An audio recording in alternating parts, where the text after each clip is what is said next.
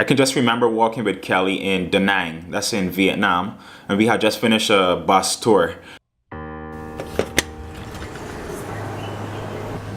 Just come outside to check the temperature because I want to go for a run. We got off the bus, we were walking towards this major intersection. It doesn't feel too bad, it's overcast. There's a breeze, so I'm gonna take that risk. And as we got closer to the intersection, change of plans. Instead of running outdoors, gonna have to take it into the gym. I remember looking over my left shoulder, and when I looked over my shoulder, I remember hearing the sound of brakes, like just slowly. Change of plans. We actually running on the streets. And the vehicle stopped directly in line with us. Kelly was on the inside, and I was walking on the outside, because that's just what gentlemen do. And I wish I knew how to say overheating in 7 different languages, because right now I'm hot as shit. What happened next, like, yo, it just left me feeling like the smallest, most insignificant,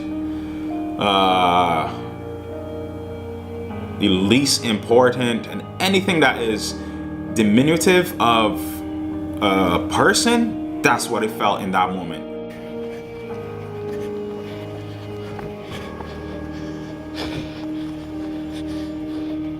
Means park connector. When I looked over my shoulder, I just remember seeing it was a minivan. I don't remember the color, but it was a minivan, and this van was carrying people to some destination, obviously, because that's what vehicles do. And everybody in the entire vehicle, I'm talking about, I just saw windows rolling down, windows being pulled back, and once those windows were opened, look at this, look. You see it? We go a little slower. We got a baby monitor lizard. Hey, buddy. Hey. This van was full, by the way. I just saw fingers like reaching out the window and pointing. Pagoda. And pointing at me. And then behind the fingers was just like hysterical laughter. Like people were laughing their asses off. All right, we're gonna take it up these steps. Right here to the top. 6. One more. Wow. So it's a very spectacular view of the entire Jurong area, the lake. Just gonna do a quick 360 around and show you guys. And for that, like, in that moment, I couldn't understand why it was happening. I knew why it was happening, obviously, but I couldn't understand for the life of me why a human being would do that to, or you know, why would a human being want to do something like that to another human being? Whew. Here we are.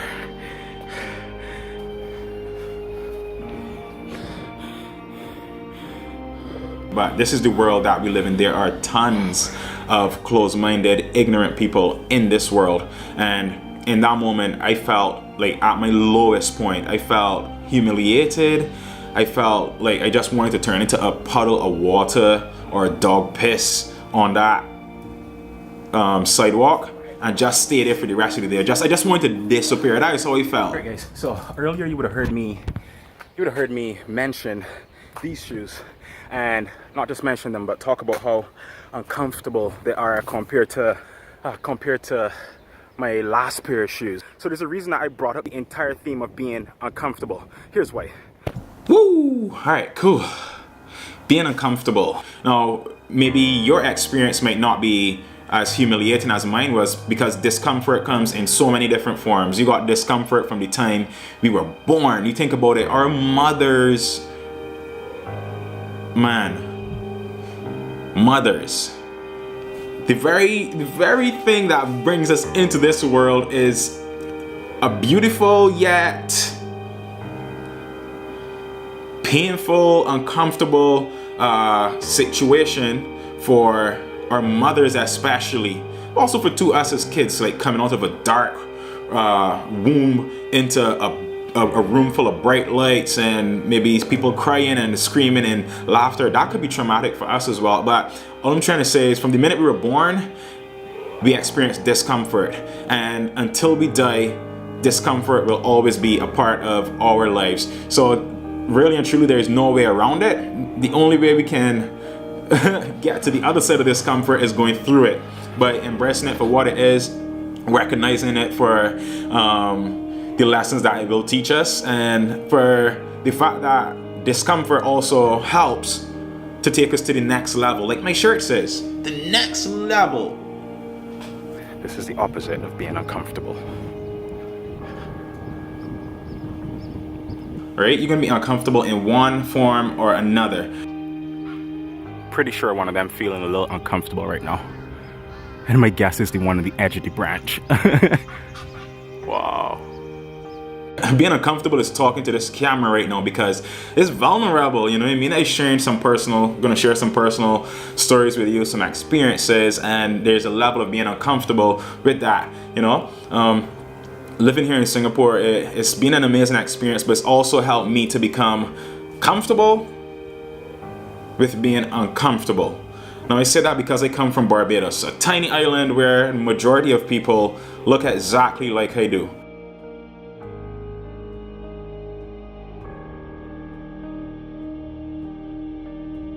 Now we're gonna flip that scenario, and now I'm in Singapore, where I think maybe there's just a handful of people who look like me here, a handful of black people, and then on top of that, people with dreads. Literally, a huge part of my experience here has been people staring at me, pointing at me, people trying to take my photo, all kinds of different stuff. I feel a lot more connected to who I am, and a lot more strong, I should say, in my own skin, and like crazy here, right? So also in that moment of humiliation and just feeling lesser of a person, I had a better appreciation for myself. That's what I'm trying to say. I loved myself more in that moment, knowing that at the end of the day, anybody can choose how they want to act, but it's up to me to choose how I allow what they do to impact me. That's my responsibility, I think, as a human being, and it's your responsibility too, to take